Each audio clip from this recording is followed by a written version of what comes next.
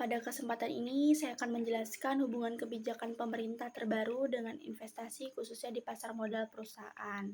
Dalam investasi, investor tidak hanya melihat kinerja perusahaan, tetapi juga kondisi dengan kebijakan pemerintah. Kebijakan tersebut dapat memengaruhi suku bunga, inflasi, nilai tukar rupiah, dan serta prospek bisnis perusahaan. Salah satu kebijakan terbaru adalah kenaikan BI Rate oleh Bank Indonesia menjadi 5,25%. Tujuannya untuk menjaga stabilitas ekonomi, mengendalikan inflasi, dan memperkuat tukar rupiah.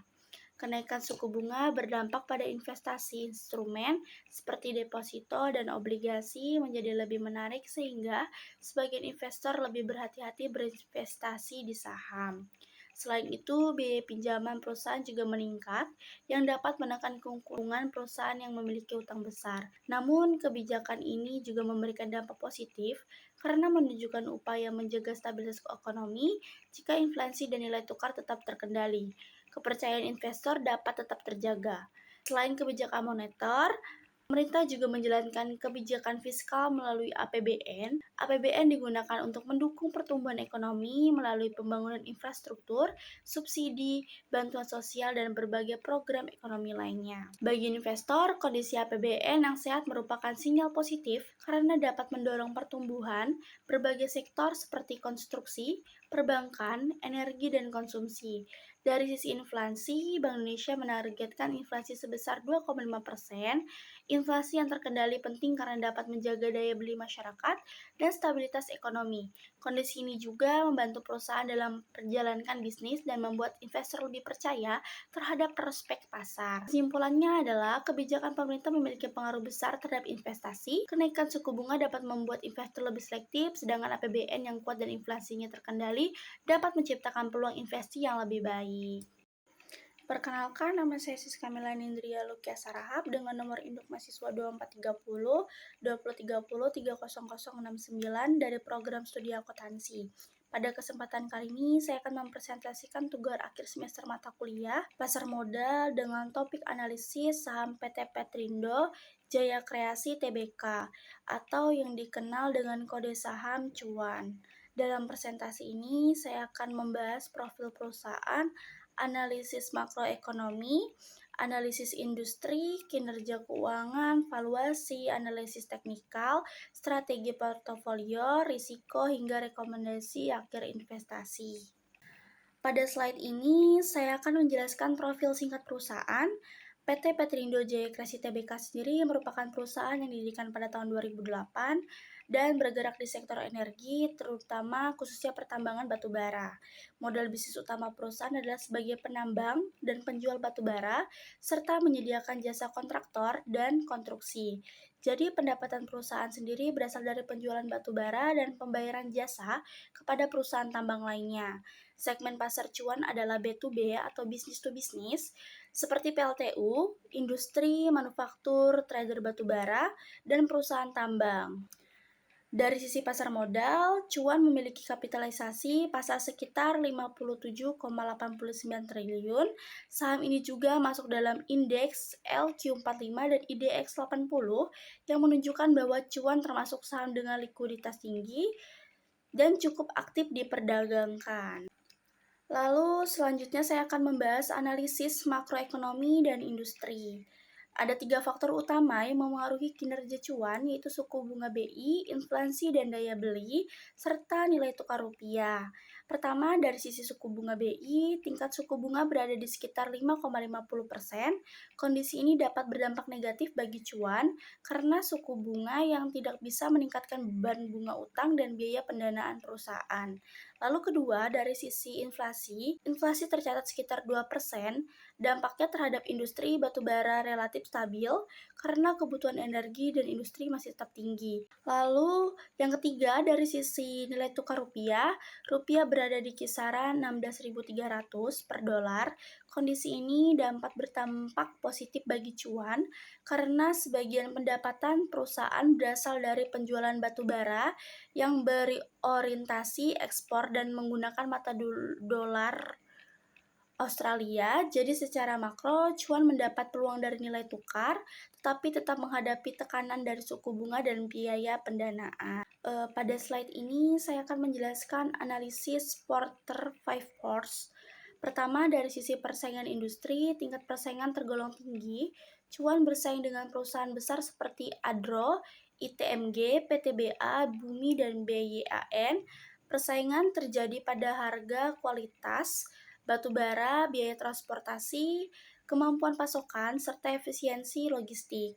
Cuan memiliki keunggulan melalui diverifikasi usaha, integritas rantai pasok, kepemilikan tambang, jasa pertambangan melalui potoresea, serta pengembangan mineral seperti emas, perak, dan pasar silika.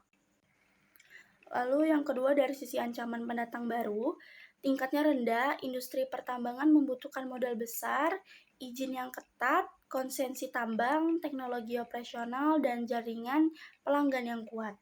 Ketiga, dari sisi produk pengganti, tingkat ancamannya juga rendah, walaupun energi terbarukan mulai berkembang, batu bara masih tetap dibutuhkan oleh sektor pembangkit listrik semen dan industri lainnya.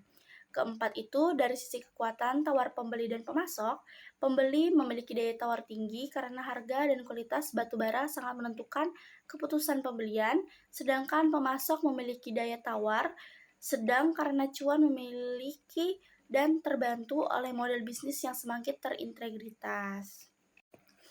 Selanjutnya adalah kinerja keuangan cuan dalam 2 tahun terakhir. Dari sisi ROE atau Return on Equity, terjadi penurunan dari 28,41% menjadi 21,48%. Meskipun menurun, angka ini masih cukup tinggi. Hal ini menunjukkan efisiensi modal perusahaan masih baik, tetapi mulai melemah karena laba menurun. Kemudian NPM atau Net Profit Margin juga turun dari 20,0% menjadi 11,1%.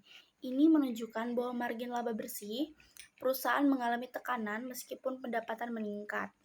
Untuk DER atau Debt to Equity Ratio terjadi kenaikan dari 2,14 kali menjadi 3,30 kali.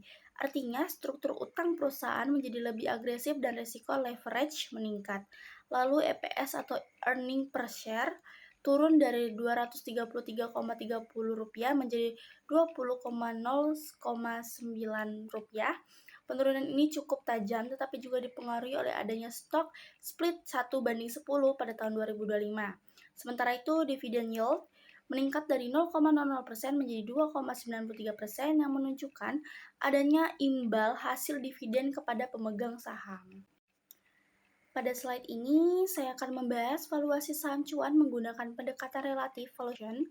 Berdasarkan data pada slide, cuan memiliki PER sebesar 56,50 kali. Angka ini jauh lebih tinggi dibandingkan rata-rata industri yang berada di sekitar 11 kali dan juga lebih tinggi dibandingkan kompetitor seperti Andro yang berada di sekitar 8 kali. Selain itu, cuan juga memiliki PBAU sebesar 12,14 kali dengan PER dan PBV yang tinggi. Dapat disimpulkan bahwa saham cuan saat ini berada dalam kondisi overvalued, artinya harga saham cuan sudah diperdagangkan lebih mahal dibandingkan rata-rata industrinya. Karena itu, potensi kenaikan harga dalam jangka pendek menjadi lebih terbatas dan investor perlu lebih selektif sebelum mengambil keputusan beli. Selanjutnya adalah analisis teknikal berdasarkan data pasar per 2 Juni 2026. Harga saham cuan berada di level 785 dengan rentan 52 minggu antara 464 sampai 2.890 rupiah. Hal ini menunjukkan bahwa harga cuan masih berada jauh di bawah harga tertinggi 52 minggu. Meskipun pada hari tersebut cuan mengalami kenaikan kuat sebesar 24,60%, secara teknikal saham ini masih cenderung berada dalam fase downtrend jangka menengah. Kenaikan tajam harian tersebut dapat dilihat sebagai potensi technical rebound, tetapi belum cukup untuk memastikan bahwa cuan sudah masuk tren yang solid. Selain itu, beberapa indikator teknikal seperti RSI dan MACD masih menunjukkan sinyal lemah atau jual, jadi investor sebaiknya menunggu konfirmasi tren naik yang lebih kuat sebelum masuk dalam jumlah besar. Pada slide ini, saya akan menjelaskan strategi diversifikasi portofolio. Portofolio disusun untuk menyeimbangkan potensi return dan risiko. Alokasi terbesar ditempatkan pada saham blue chip, sektor lain sebesar 35% atau sekitar 17.500.000.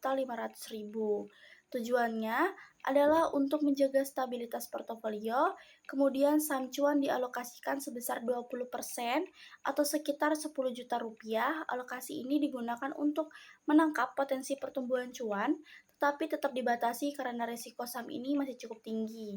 Selanjutnya 25% atau sekitar 12.500.000 dialokasikan ke reksadana pasar uang atau obligasi untuk menjaga kestabilan.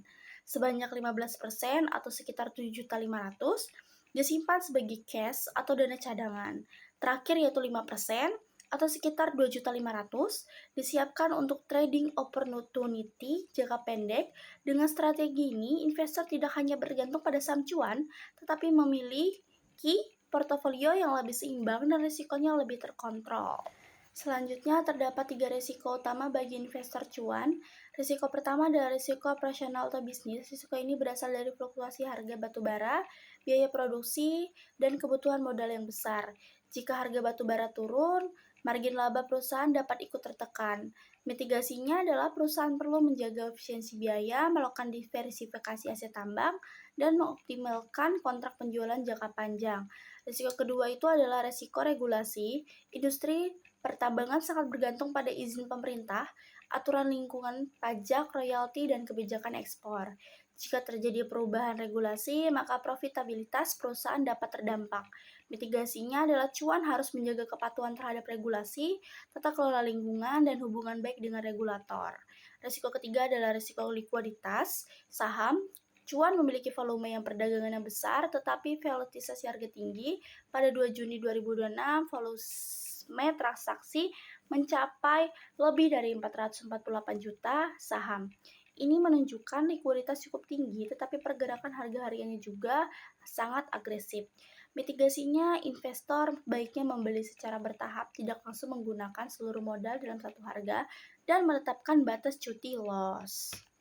Sebagai kesimpulan akhir, rekomendasi untuk saham cuan adalah hold. Target price atau TP berada di level Rp850 dengan harga cuan sekitar Rp785, potensi upside sekitar 8,3% dengan horizon waktu 3-6 bulan. Cuan merupakan saham energi dengan prospek pertumbuhan yang menarik karena memiliki ekspansi bisnis dan kapitalisasi pasar yang besar. Namun, investor tetap perlu berhati-hati karena valuasinya masih tinggi. DER meningkatkan dan secara teknikal tren harganya belum sepenuhnya kuat. Oleh karena itu, strategi terbaik saat ini adalah hold, sambil menunggu harga yang lebih menarik atau menunggu konfirmasi tren yang lebih kuat. Demikian presentasi saya mengenai analisis saham PT Indo Jaya Kreasi Tbk atau cuan. Terima kasih atas perhatiannya Bapak dan Ibu dosen dan teman-teman semuanya. Terima kasih.